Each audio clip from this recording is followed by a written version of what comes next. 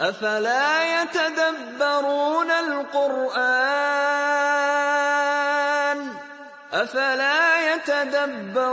القرآن ام على قلوب اقفالها.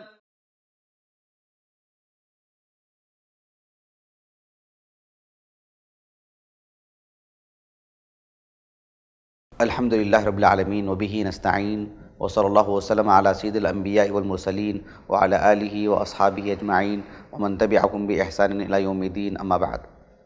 محترم ناظرین کرام، فضائل قرآن سے متعلق کئی ایک باتیں آپ کے سامنے پیش کی گئی ہیں۔ ایک بات اس نشست میں یہ آپ کے سامنے رکھی جائے گی انشاءاللہ کہ ہم جب قرآن مجید کو پڑھتے ہیں، اس کی تلاوت کرتے ہیں،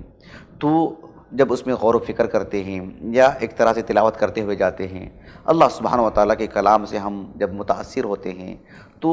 بناوٹی والی بات نہیں ہونی چاہیے، لیکن ہمارے آنکھوں سے آنسو نکلنا چاہیے، طبیعت میں رقت طاری ہو جانی چاہیے، دل نرم پڑ جانا چاہیے۔ اللہ سبحانہ و تعالیٰ کی جب قرآن مجید کی تلاوت کرتے ہیں، احساس ہونا چاہیے کہ ہمارے رب کا کلام ہے۔ اللہ رب العالمین نے یعنی اہل علم کی تعریف کرتے ہوئے کہا، یعنی اہل علم جن کو قرآن مجید کا علم ہوتا ہے، جن کی جو قرآن مجید کی معانی سے واقف ہو جاتے ہیں، ترجمہ پڑھتے ہوئے یا کچھ تفسیر کرتے ہوئے علماء کے دروس میں بیٹھیں تو پھر انشاءاللہ دھیرے دھیرے علم میں اضافہ ہوگا۔ اللہ رب العالمین نے فرمایا سورۃ الاسراء کے اواخر میں، قُلْ آمِنُوا بِهِ أَوْ لَا تُؤْمِنُوا إِنَّ الَّذِينَ أُوتُوا الْعِلْمَ مِنْ قَبْلِهِ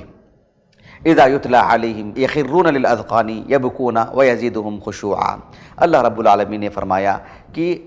آپ ایمان لائیں نہ لائیں، یعنی ان لوگوں سے کہا جا رہا ہے جو عام مشرکین ہیں یا وہ لوگ ہیں جن کے پاس آسمانی کتابوں کا تو علم تھا، رسول اللہ سچے رسول ہیں صلی اللہ علیہ وسلم، اس کا علم تھا لیکن ایمان نہیں لا رہے تھے، تو اللہ تعالیٰ نے کہا کہ قل آمنوا به او لا تؤمنوا ان الذين اوتوا العلم من قبله اذا یتلیٰ علیہم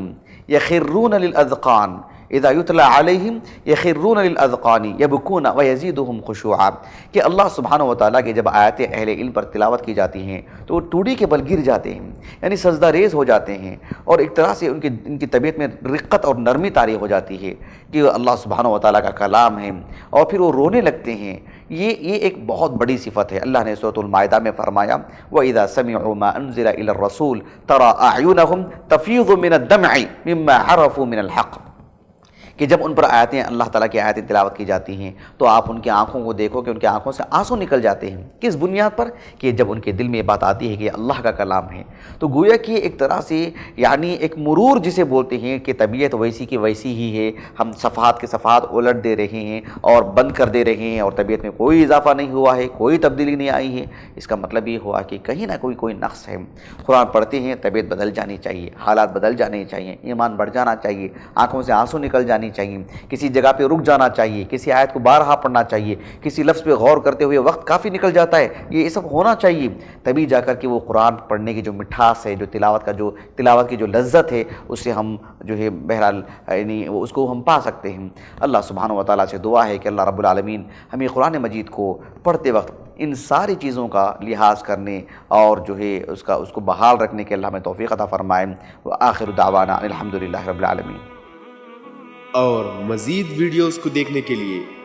آپ ہمارے یوٹیوب چینل کو سبسکرائب کریں۔ فجزاکم اللہ خیرا۔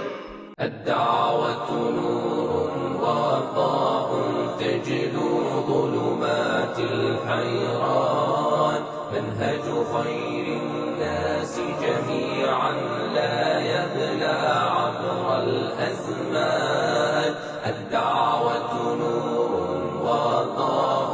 تجلو ظلمات الحيران، منهج خير الناس جميعا لا يبلى عبر الأزمان. فالحكمة تكسو